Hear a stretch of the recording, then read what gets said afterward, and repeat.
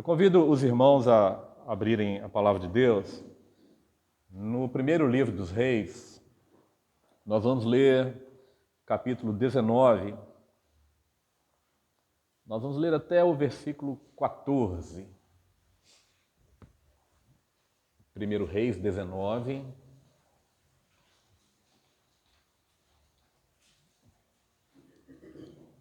Do versículo 1 ao versículo 14.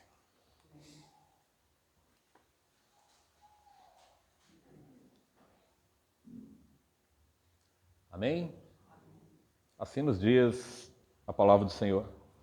E Acabe fez saber a Jezabel tudo quanto Elias tinha feito e como totalmente matara todos os profetas à espada. Então Jezabel mandou um mensageiro a Elias a dizer-lhe: assim me façam os deuses, e outro tanto, se de certo amanhã a estas horas não puser a tua vida como a de um deles. O que, vendo ele, se levantou e, para escapar com vida, se foi e chegou a Berseba, que é de Judá, e deixou ali o seu servo. Ele, porém, foi ao deserto, caminho de um dia, e foi sentar-se debaixo de um zimbro, e pediu para si a morte, e disse: já basta, ó Senhor, toma agora a minha vida, pois não sou melhor do que meus pais. E deitou-se e dormiu debaixo do zimbro. E eis que então um anjo o tocou e disse: levanta-te e come. E olhou, e eis que à sua cabeceira estava um pão cozido sobre as brasas e uma botija de água, e comeu e bebeu e tornou a deitar-se. E o anjo do Senhor tornou segunda vez e o tocou e disse: levanta-te e come, porque te será muito longo o caminho. Levantou-se, pois, e comeu e bebeu.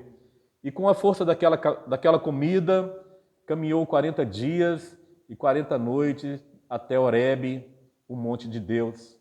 E ali entrou numa caverna e passou ali a noite. E eis que a palavra do Senhor veio a ele e lhe disse: que fazes aqui, Elias? E ele disse: tenho sido muito zeloso, Senhor Deus dos exércitos, porque os filhos de Israel deixaram a tua aliança e derrubaram os teus altares e mataram os teus profetas à espada, e só eu fiquei, e buscam a minha vida para me tirarem. E Deus lhe disse: sai para fora e põe-te neste monte perante o Senhor. E eis que passava o Senhor como também um grande e forte vento que fendia os montes e quebrava as penhas diante do Senhor. Porém o Senhor não estava no vento. E depois do vento um terremoto, também o Senhor não estava no terremoto. E depois do terremoto um fogo, porém também o Senhor não estava no fogo. E depois do fogo uma voz mansa e delicada. E sucedeu que, ouvindo a Elias, envolveu o seu rosto na sua capa e saiu para fora, e pôs-se à entrada da caverna, e eis que veio a ele uma voz que dizia: que fazes aqui, Elias? E ele disse: eu tenho sido extremo zeloso pelo Senhor Deus dos exércitos, porque os filhos de Israel deixaram a tua aliança, derrubaram os teus altares e mataram os teus profetas à espada, e só eu fiquei, e buscam a minha vida para me tirá-la. Vamos ler também o versículo 15. E o Senhor disse: vai e volta pelo teu caminho para o deserto de Damasco. E chegando lá, unge Azael, rei sobre a Síria, e também Jeú, filho de Nise, o Girá, reis de Israel, e também Eliseu, filho de Safate, de Abel, Meolá, ungirás profeta em teu lugar. Louvado seja o nome do Senhor Jesus. Senhor Deus, mais uma vez, Senhor, nós suplicamos a tua graça e a tua misericórdia. Senhor, visita nosso coração, fala conosco. Senhor, nos ensina a andar cada dia mais, Senhor, nos teus caminhos, ó Pai. Oramos no nome do Senhor Jesus. Amém, Senhor. Amém. Os irmãos podem sentar. Meus irmãos, o texto nos fala a respeito da vida de Elias. Elias havia presenciado e participado de um grande livramento de Deus. E Elias havia presenciado fogo caindo do céu, 850 profetas mortos, é isso mesmo, irmãos? 850? 850. Vamos conferir? A palavra de Deus precisa ser conferida. É importante que nós estejamos com a Bíblia aberta. Muitas vezes eu preguei para os irmãos fecharem a Bíblia, no momento da palavra. E hoje, eu entendo que isso é um erro. A palavra precisa ser conferida.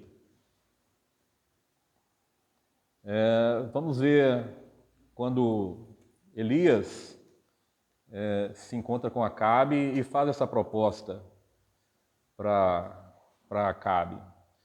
São 450 profetas de Baal e mais 450 profetas de Azerá. Capítulo 18, versículo 19. Agora, pois, manda reunir-se a mim todo Israel no Monte Carmelo, como também os 450 profetas de Baal. Amém? 450 profetas. E 400 profetas de Azerá. 850.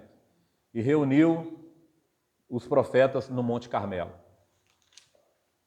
Lá no texto que nós lemos, nos fala que versículo 1, 19, como totalmente matara todos os profetas, a espada. Então Elias havia presenciado ali uma operação de Deus maravilhosa. Fogo descendo dos céus e consumindo ali o holocausto, consumindo a água que havia sido derramada. Uma bênção maravilhosa. Deus respondendo à oração de Elias naquele momento. Mas logo em seguida há um momento de fraqueza espiritual, de desânimo. Porque há um homem que havia presenciado a operação de Deus, destruindo 850 profetas à espada, ele temeu a ameaça de uma mulher. Meus irmãos, esse momento de fraqueza, nem eu e nem você estamos livres dele. Nós precisamos clamar a Deus para que, quando esses momentos vierem, nós possamos permanecer firmes na presença de Deus. A palavra de Deus, lá no livro de Tiago, nos fala que Elias era homem como nós, sujeito às mesmas paixões que nós temos. Então, aquilo que aconteceu com Elias naquele momento, nós estamos sujeitos a passar. Muitas vezes Deus nos responde com fogo, Deus nos dá uma bênção maravilhosa e logo em seguida nós começamos a duvidar do poder de Deus. Isso acontece conosco. Nós precisamos estar firmes naquilo que Deus tem feito na nossa vida. Um momento de desânimo, nós não estamos livres, nenhum de nós. Portanto, nós precisamos clamar a Deus, para que quando esse momento chegar, nós possamos permanecer firmados no Senhor. Para isso, nós precisamos criar raízes no Senhor. Nós não estamos dizendo aqui que Elias fora um homem sem raízes, sem fundamentos, não é nada disso. Mas o que nós estamos dizendo é que se nós não tivermos raízes no Senhor, se os nossos fundamentos não estiverem na palavra de Deus, nesses momentos de fraqueza e de desânimo, nós podemos desviar do caminho do Senhor. É comum acontecer. Quantos exemplos nós vemos?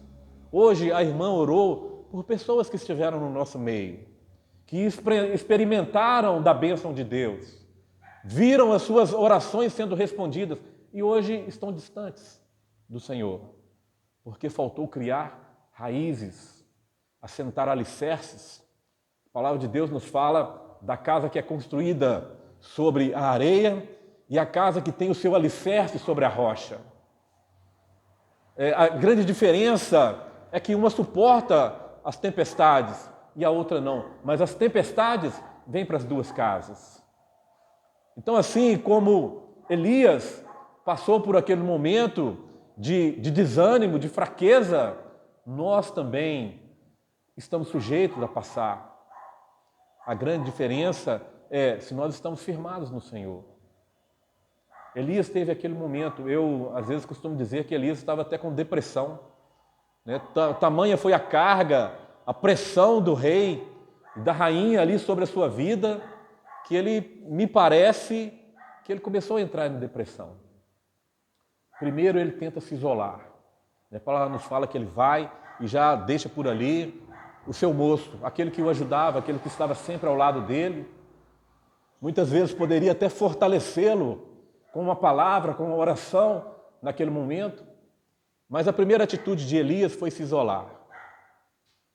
E assim também é a nossa vida. Quando nós passamos por esses momentos de desânimo e às vezes de frieza espiritual, é nos isolarmos. Há poucos dias eu quis conversar com um irmão que esteve conosco, mas mudou de cidade, e ele falou com a esposa: não, eu não quero falar. É a primeira atitude, é se isolar quando vem esses momentos. Então nós precisamos tomar cuidado. Quando chegarmos nesse momento de desânimo, de frieza espiritual, meu irmão, procure estar junto, procura congregar. O congregar é importante demais para a nossa vida espiritual, porque a palavra nos diz que é melhor sermos dois do que ser um, porque sendo dois, caído um, o outro sustenta. É o que Elias deveria ter feito naquele momento em que ele estava sobre aquela pressão. Talvez o seu moço poderia ajudá-lo, porque estava também participando das bênçãos e da operação de Deus. Conhecia também o poder de Deus. Mas a primeira atitude foi se isolar. Nós precisamos tomar cuidado, não nos isolarmos. Às vezes, a experiência da maioria dos que estão aqui é que quando nós tivemos um probleminha na nossa igreja, nós afastamos, nós nos isolamos. Então nós precisamos tomar cuidado com isso. Foi a primeira atitude errada de Elias. Ele deixou ali o seu moço. Ele foi a caminho do deserto. O deserto é um lugar árido, onde não tem recursos, provavelmente não tem habitantes. E ele foi ficar sozinho. Esse também é um grande erro, nós queremos ficar sozinhos. Meu irmão, nós fomos feitos para estarmos em comunhão. Davi disse: ó, quão bom e quão suave é que os irmãos vivam em união. Nós somos feitos para ficar unidos. Se nós ficarmos sozinhos, a tendência é esfriarmos, é desanimarmos ainda mais. E Elias ali naquele momento, naquela pressão terrível que ele estava passando, aquele que fugiu para preservar a sua vida, agora pede a Deus a morte. A gente não consegue entender o que estava passando por Elias naquele momento, na cabeça dele. Se ele estava fugindo para não morrer, agora ora a Deus e fala: Senhor, já basta. Então é um momento de depressão, um momento muito terrível que Elias estava passando, e nós, como somos homens sujeitos às mesmas tribulações de Elias, aos mesmos efeitos psicológicos ali de Elias, não somos diferentes de Elias. Talvez a diferença esteja na entrega que nós fazemos a Deus. Elias foi um homem que se entregou totalmente a Deus e foi usado com poder. Meus irmãos, nós temos também a condição de sermos usados com poder, porque o Deus de Elias é o mesmo Deus nosso. E Elias era exatamente igual a nós. Então nós podemos ser usados por Deus como Elias foi. O que nós precisamos é entregarmos totalmente a Deus. Como nós cantamos, consagramos todo o nosso ser a Ti. Nós precisamos disso, consagrar a Deus. Mas, voltando aqui ao texto, Elias foi se isolar, foi ficar sozinho ali no deserto. E deitou-se debaixo de um pé de zimbro. Zimbro é uma palmeira que produz um fruto muito doce. Mas as folhas são muito ralas e não produz sombra. Se você está no deserto, o que você precisa é água e sombra. Mas Elias foi ali para um lugar que não tinha muita sombra. Ele foi deitar-se ali. A palavra nos fala que ele deitou ali, no seu desânimo, e dormiu. Então o anjo o toca e diz a Elias: come. Estava ali um pão assado sobre as brasas e água. Para nós, nos nossos dias, nós precisamos nos alimentar do Senhor Jesus e da sua palavra.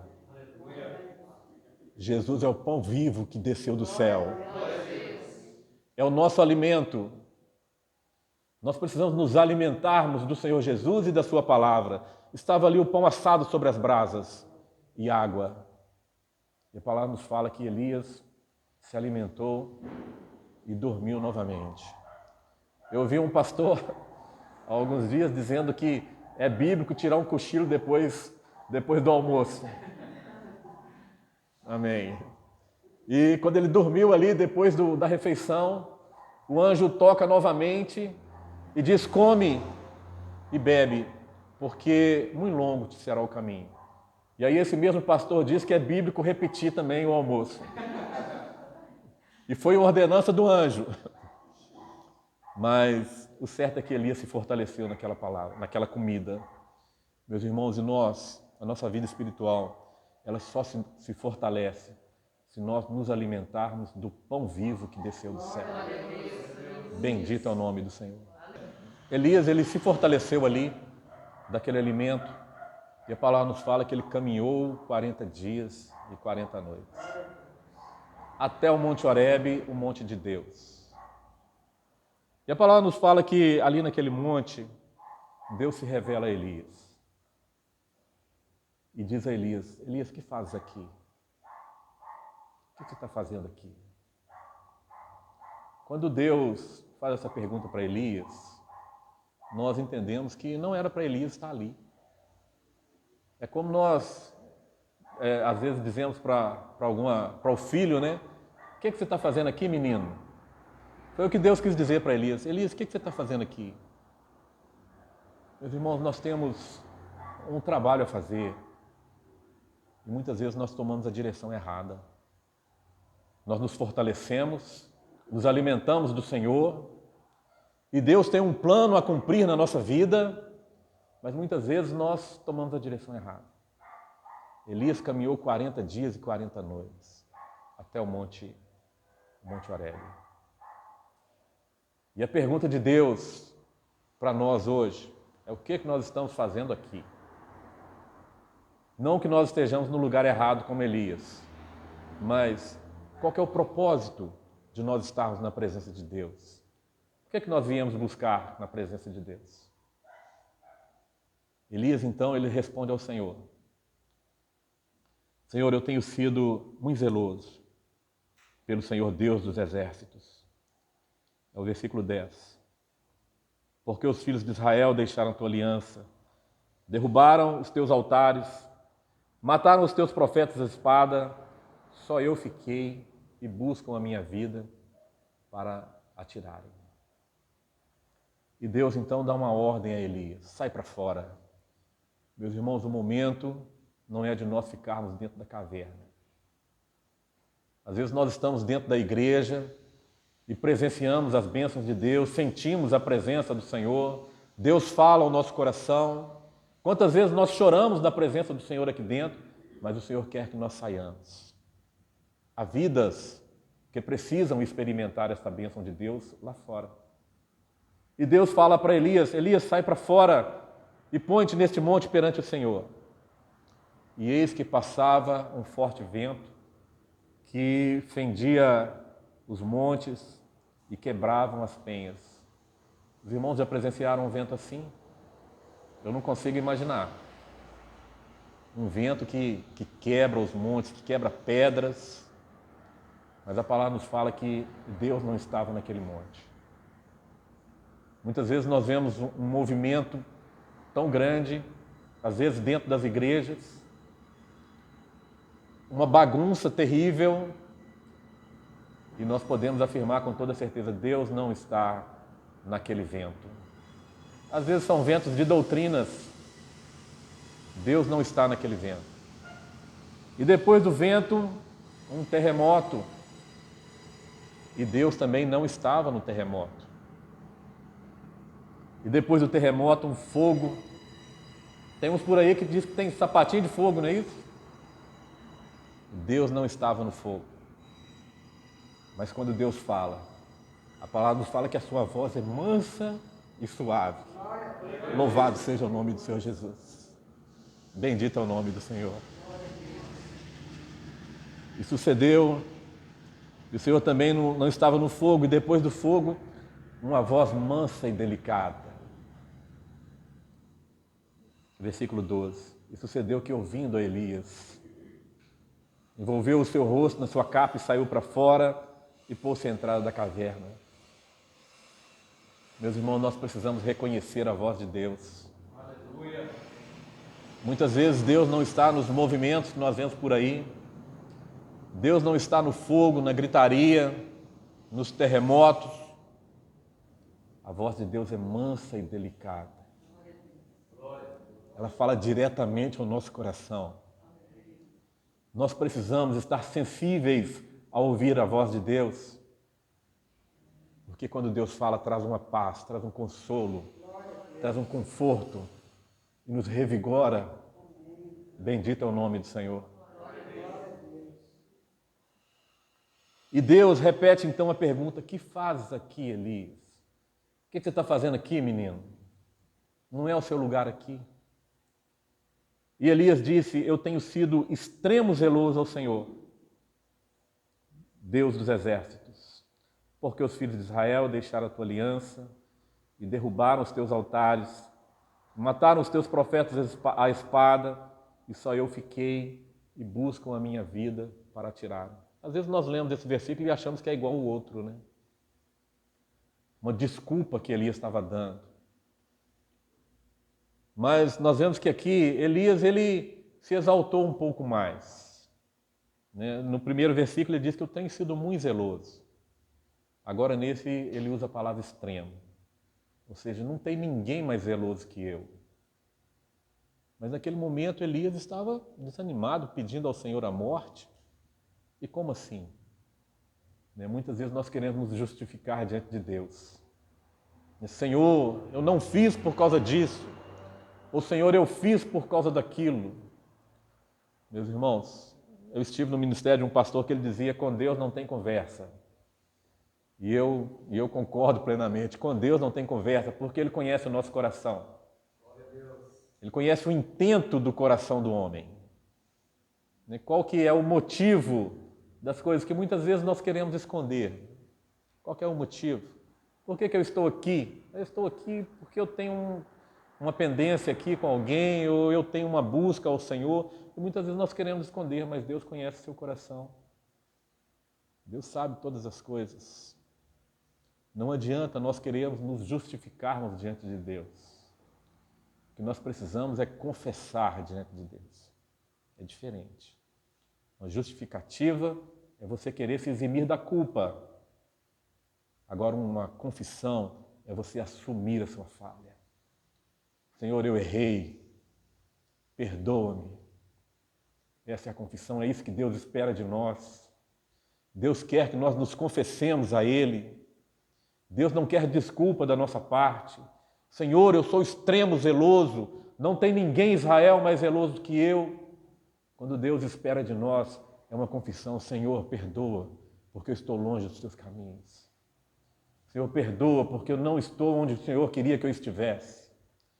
E Deus, então, fala para Elias naquele momento: vai, versículo 15, e o Senhor lhe disse: vai e volta pelo teu caminho. Nós lembramos aqui da vida de Jonas, né? Deus mandou Jonas ir para Nínive, e Jonas foi para Tarsis, é isso? Mas lá Deus providenciou um peixe que levou ele de volta. Elias foi pior: já que você foi para ir andando, agora você vai voltar andando. Você foi para longe de onde eu queria, andando, então volta pelo caminho. E o que é interessante é que ele voltou exatamente para o lugar que ele estava, de onde ele tinha saído. Com a força da comida, ele caminhou 40 dias e 40 noites. Mas agora, com a força da palavra de Deus, ele retorna todo aquele caminho para cumprir aquilo que Deus queria que ele fizesse, aquilo que era o mandamento de Deus. Elias precisava ter entendido a vontade de Deus lá no início. O pouparia de caminhar 40 dias e 40 noites para ir e depois para retornar. Meus irmãos, nós precisamos entender qual que é o plano de Deus na nossa vida. Deus tem um plano na vida de cada um de nós. Se hoje nós estamos aqui, não foi por um acaso, foi porque Deus, Ele moveu o universo, Ele moveu os céus e a terra para que nós estivéssemos aqui ouvindo a sua palavra nesta manhã. Porque Deus tem um plano e um projeto na vida de cada um dos seus servos. Nós precisamos compreender esse plano e nos sujeitarmos à boa e agradável vontade de Deus. Então Elias volta pelo caminho por onde ele tinha ido, e ele volta para cumprir aquilo que Deus havia planejado, para cumprir o plano de Deus. Volta, unge o rei da Síria, unge o rei de Israel e unge alguém que vai te substituir. Meus irmãos, essa palavra é muito importante. Nós precisamos preparar alguém para nos substituir. Um dia o Senhor vai nos chamar. Se Ele não chamar toda a igreja junto, né? Quando nós estaremos nas nuvens com o Senhor, glorificando ao nosso Deus juntos, na congregação dos santos. Mas Deus pode nos chamar individualmente e nós precisamos preparar alguém para estar no nosso lugar. Nós precisamos preparar os nossos filhos. Os nossos filhos precisam ouvir a palavra de Deus. Unge a Eliseu, profeta, em teu lugar. Esta é a função da igreja, né? É transmitir a palavra. É ungir pessoas para estar no nosso lugar. Porque nós passaremos, mas a palavra de Deus precisa permanecer. A palavra de Deus não pode morrer. Lá no livro de Juízes, a palavra de Deus nos fala que houve uma geração que não conheceu o Senhor. E isso é um perigo para a vida espiritual das gerações, né? As novas gerações precisam conhecer o poder de Deus. Nós precisamos transmitir a palavra de Deus. É para isso que Deus tem nos levantado, para falar do seu amor, falar da sua palavra. Mas nós precisamos estar fortalecidos no Senhor Jesus, estarmos alimentados do Senhor, fortalecidos na sua palavra. Nós precisamos estar sensíveis a ouvir a palavra de Deus. Quantas vezes Deus nos fala e nós achamos que é coisa da nossa cabeça. Hoje no carro, vindo para cá, a irmã estava nos contando uma experiência. O Senhor falou para me fazer isso e eu não fiz naquele momento e tive uma perda. Não foi isso, irmã? Meus irmãos, se Deus falou conosco, faz a sua vontade, cumpre a sua palavra. E nós não perdemos nada em ouvir a voz de Deus, em obedecer a voz de Deus. Ouvir é obedecer. Ouvir é obedecer. Nós não perdemos nada. Se Deus nos deu uma ordem, meu irmão, deixa tudo, vai cumprir a ordem de Deus, porque você será bem-aventurado. Você será feliz quando nós ouvimos a palavra de Deus. A palavra nos fala que Elias, ele foi vitorioso sobre Jezabel. Jezabel, ela padeceu por seus pecados. Ela pereceu, né? Pereceu por seus pecados. E assim como foi a palavra do profeta, ela foi comida pelos cães. É porque Deus agia na vida de Elias. E se somos homens sujeitos às mesmas paixões de Elias, e se o nosso Deus é o mesmo Deus de Elias, também nós podemos ser usados com a mesma intensidade que Elias foi. E é isso que nós precisamos buscar de Deus. Sermos cheios do seu Espírito Santo, sermos alimentados do Senhor Jesus e da sua palavra, e ouvir a voz de Deus. Bendito é o nome do Senhor Jesus. Que essa palavra possa servir de norte, de direção para a nossa vida. Que nós nunca deixemos que a frieza espiritual possa direcionar as nossas atitudes, o nosso isolamento, a nossa busca pelo deserto, quando nós necessitamos é de pão assado na brasa, é de água, que é a palavra do Senhor, é disso que nós precisamos, e de ouvir a voz de Deus. O isolamento, ele não faz bem para ninguém. O isolamento é um mal na vida do crente, assim como é na nossa vida secular, na nossa vida física. Mas para a vida do crente, para a vida do servo de Deus, o isolamento traz uma consequência muito grande. Elias, quando ele se isolou, ele queria morrer. E muitas vezes, quando nós nos isolamos, às vezes nós deixamos a congregação do Senhor, às vezes nós morremos espiritualmente. Que essa palavra, que essas atitudes de Elias, seja para nós como exemplo daquilo que nós devemos fazer e daquilo que nós não devemos fazer. Primeira coisa, nós não podemos nos isolar. Segunda coisa, nós precisamos estar fortalecidos no Senhor Jesus e na sua palavra. E terceira coisa, estarmos sensíveis e ouvir a voz de Deus. Quarta coisa, obedecer à voz de Deus. Bendito seja o nome do Senhor.